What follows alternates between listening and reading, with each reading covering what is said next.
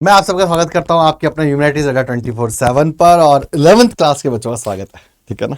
बहुत बहुत सारा मोस्ट वेलकम कि आप एक नई क्लास में आ गए और आपका जो लाइफ है वो लगातार फास्ट एंड फ्यूरियस की तरह आपने पहली क्लास, दूसरी क्लास, तीसरी क्लास, चौथी क्लास, पांचवी, छठी, सातवीं, 7th, 8th, 9th, 10th आपने पास किया और आप 11th में यहाँ आकर के आपने सब्जेक्ट लिया एक। आज से पहले तो ऐसा कुछ नहीं था, है ना। एसएसटी आती थी, पढ़ते थे, लेकिन अब आपको सब्जेक्ट लेना है। उस सब्जेक्ट डोमेन के साथ आपको आगे बढ़ना है। कई बार सब्जेक्ट लेने के बाद लगता है कि गलती कर दी, होता है ना कई बार ऐसा, यार ये तो लेना नहीं चाहिए था, ये तो फंस गए। तो ज्योग्राफी में जिन भी बच्चों ने 11th में ज्योग्राफी जिनका है सब्जेक्ट, ठीक है, तो उनको ये नहीं लगेगा क्योंकि मैं आपके साथ हूँ। मेरा नाम है यशवर्धन सिंह, ठीक है ना। मैं पिछले 9-10 सालों से लगातार पढ़ा रहा हूँ और ये ज्योग्राफी जो है आपकी 11th क्लास की, जो कि टफ है, ठीक है ना। यूपीएससी की जो तैयारी करते हैं वो कहते हैं भाई 11th क्लास का ज्योग्राफी बहुत टफ है, ठीक है ना। स्टेट पीसीएस की तैयारी करते हैं उनको भी कहते हैं, जो जो इस तरह के एग्जाम्स देते हैं, कम्पिटिटिव एग्जाम्स देते हैं, जो अच्छे एग्जाम्स हैं, वो भी कहते हैं 11th का ज्योग्राफी बहुत टफ है। ये ज्योग्राफी मैं आपके लिए आसान कर दूंगा। हम कोशिश करेंगे, हम एफर्ट, और कोई भी चीज़ आसान कब होती है बच्चों? जब हम एफर्ट करते हैं, जब हम बहुत कोशिश करते हैं, बहुत सारा हम लोग बहुत रिवीजन करते हैं, बहुत अच्छे से पढ़ते हैं, तब जाके चीज़ें आसान होती हैं। चीज़ें बैठे बैठे आसान नहीं होती। तो ऐसे हम क्यों कर देंगे? क्योंकि हम पूरे साल पढ़ने वाले हैं बैठ करके, और यूट्यूब पे पढ़ाने वाला हूँ मैं। सबसे इंपॉर्टेंट बात है 11th का ज्योग्राफी।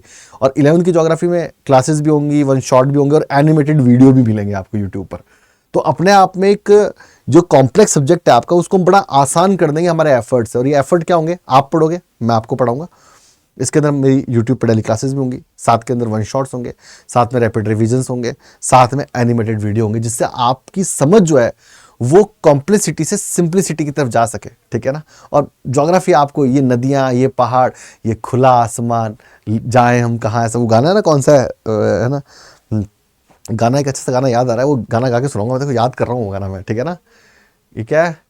जमी आसमां, ये खुला आसमां, ऐसा कुछ कर गाना है, मुझे याद नहीं है, ठीक है ना। तो ये जो जितना भी ज़मीन है, ये आसमान है, ये पानी है, ये बारिश है, ये पृथ्वी है, ये भूकंप हैं, अर्थक्वेक्स हैं, ये वॉल्केनोज हैं, ये बड़े बड़े डेजर्ट्स हैं। ये भी डेजर्ट भी कोल्ड डेजर्ट है, हॉट डेजर्ट है। मैं आपको कैलिफोर्निया डेजर्ट से लेकर के और ठेठ विक्टोरिया डेजर्ट तक सब कुछ पढ़ा दूंगा, यानी कि नॉर्थ अमेरिका से लेकर के और ऑस्ट्रेलिया तक, ठीक है ना। सबको कनेक्ट कर दूंगा। मैं आपको मिसिसिपी, मिजोरी से लेकर के और गंगा तक सब कुछ याद दिला दूंगा, ठीक है ना। मैं आपको डैन्यूब से लेकर वोल्गा तक और राइन से लेकर के और अमेजन तक पूरी ज्योग्राफी पढ़ा दूंगा। मैं आपको ले चलूंगा कभी पैसिफिक ओशन में, और कभी मैं आपको ले चलूंगा दुनिया के सबसे गहरे स्पॉट द चैलेंजर डीप में, ठीक है ना। कभी कभी मैं आपको हिमाचल भी लेके चलूंगा, और कभी कभी मैं दुनिया की सबसे ऊंची चोटी आपको चढ़ा दूंगा, माउंट एवरेस्ट में। और कभी मैं आपको ले चलूंगा अल्पाइन कंट्रीज में, स्विट्जरलैंड, फ्रांस, ठीक है ना। और कभी हम घूमेंगे स्वेज कैनाल, ठीक है ना। कभी हम ये जानेंगे कि ये पृथ्वी बनी कैसे है, ये पृथ्वी गोल क्यों घूमती है, ठीक है ना। ये पृथ्वी ऐसे ऐसे क्यों नहीं घूमती, ये वर्टिकल क्यों नहीं जाती, ये हॉरिजॉन्टल क्यों नहीं जाती, ये ऐसे क्यों घूमती है, ठीक है ना। और घूमती कैसे पता है आपको? ऐसे, दूर जाएगी नजदीक आएगी, दूर जाएगी नजदीक आएगी। तो ऐसा क्यों हो रहा है, ठीक है ना।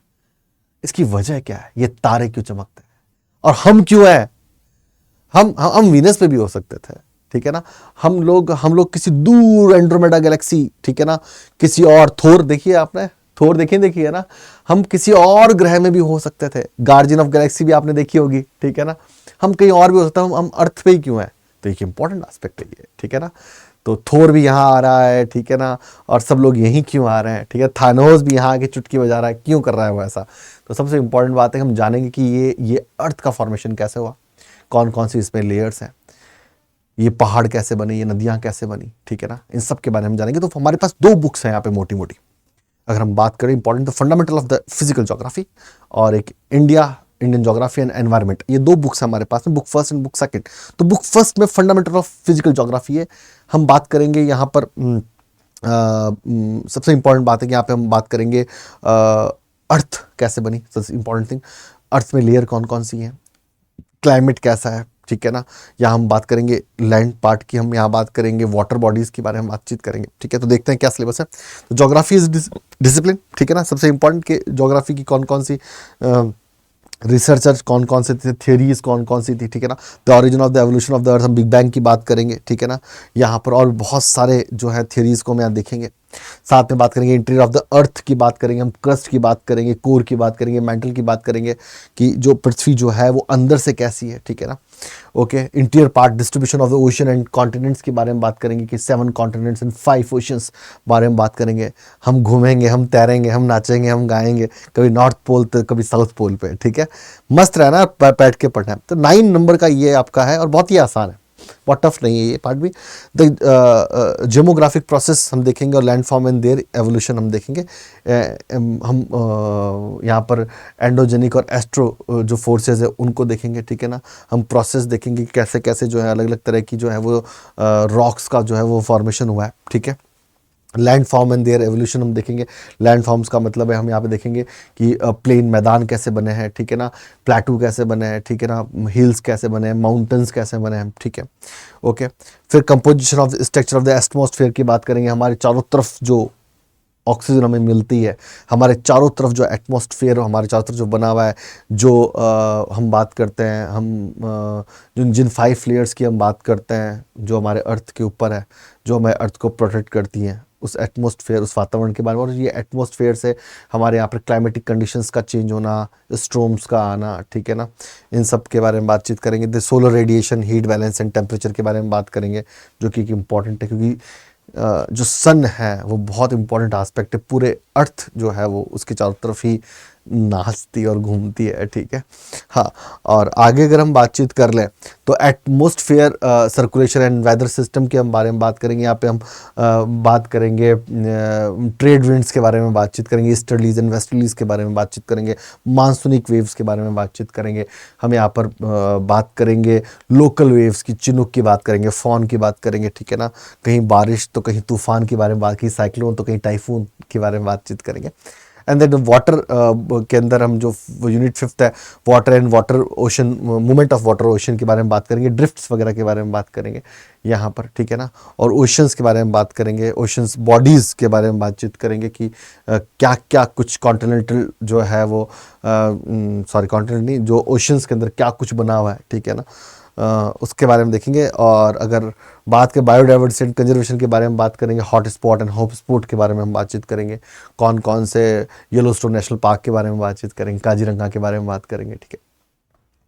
अब सेकंड बुक की बात करें तो इंडिया फिजिकल, तो सबसे पहले इंडिया की लोकेशन देखेंगे कि इंडिया जो है वो नॉर्थ ईस्ट जो है वो की कंट्री है। अगर हम अर्थ को देखें, हम नॉर्दर्न हेमिस्फीयर का कंट्री, तो इंडिया की लोकेशन देखेंगे, इसके पड़ोसी देशों को देखेंगे हम लोग, इसके जो नेबर कंट्रीज़ हैं, यहाँ पे टोटल स्टेट्स को देखेंगे, लैंड बॉर्डर देखेंगे, कोस्टल बॉर्डर देखेंगे, इंडिया के आइलैंड्स को देखेंगे, लक्षद्वीप एंड अंडमान निकोबार, और इंडिया के चारों तरफ कौन कौन से सागर हैं, तो Arabian Sea and Indian Ocean and Bay of Bengal, इसको चेक करेंगे, पढ़ेंगे। स्ट्रक्चर एंड द फिजियोलॉजी, हम फिजियोग्राफी हम देखेंगे इंडिया की, ठीक है।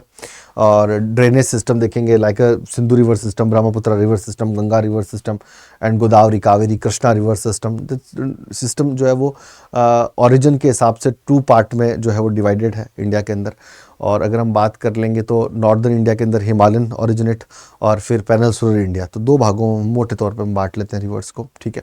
साथ में हम रिवर को बांटते हैं, कुछ रिवर्स इंडिया की अरब सी में जाती हैं, ठीक है ना, और माउथ के हिसाब से, और कुछ नदियाँ बे ऑफ बंगाल में जाती हैं, तो ईस्ट एंड वेस्ट, ठीक है। और क्लाइमेट हम देखेंगे, इंडिया का जो क्लाइमेट इंडिया का वो मानसूनी क्लाइमेट है, तो कैसे बारिश होती है, ठीक है ना, और क्या सिस्टम है, किस तरह से भारत के अंदर साउथ वेस्ट मानसून एंट्री करता है, और भारत में नॉर्थ वेस्ट मानसून क्या होता है, भारत के अंदर जो विंटर मानसून क्या होता है, भारत में समर मानसून क्या होता है, इसके बारे में हम जानेंगे। कुल मिला के इंडिया का मौसम पढ़ेंगे हम लोग यहाँ पर, ठीक है ना, गर्मी सर्दी सब। फिर बात कर लेते हैं यूनिट 4th की, तो नेचुरल हैजार्ड, डिजास्टर। इंडिया में जो भी डिजास्टर है, नेचुरल हैजार्ड है, भूकंप आना, तूफान आना, सुनामी आना एंड ऑल।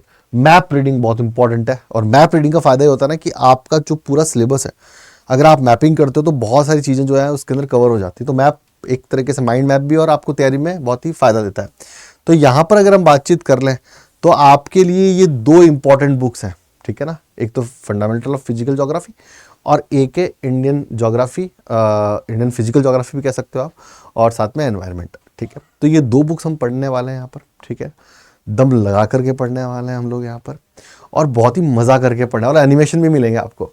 तो आप ह्यूमैनिटीज अड्डा 24/7 चैनल को सब्सक्राइब कर लें, बेल आइकन पे क्लिक कर लें और हमारे साथ जुड़ जाए। साथ में हमारा अड्डा 24/7 का ऐप भी है, उस ऐप को डाउनलोड करें और वो ऐप बहुत इंपॉर्टेंट है आपकी प्रिपरेशन के लिए। तो जुड़ जाओ मेरे साथ, मज़ा आने वाला है, ठीक है ना। Just like a roller coaster ride, ठीक है ना, फॉर फ्यूचर, ठीक है ना, फॉर ज्योग्राफी। तो खुश रहे, आबाद रहे, जिंदाबाद रहे। मैं यशवर्धन फिर आपसे मिलूंगा आपके लिए एक अच्छी सी क्लास लेकर के। Thank you so much. हंसते रहो और पढ़ते रहो। धन्यवाद।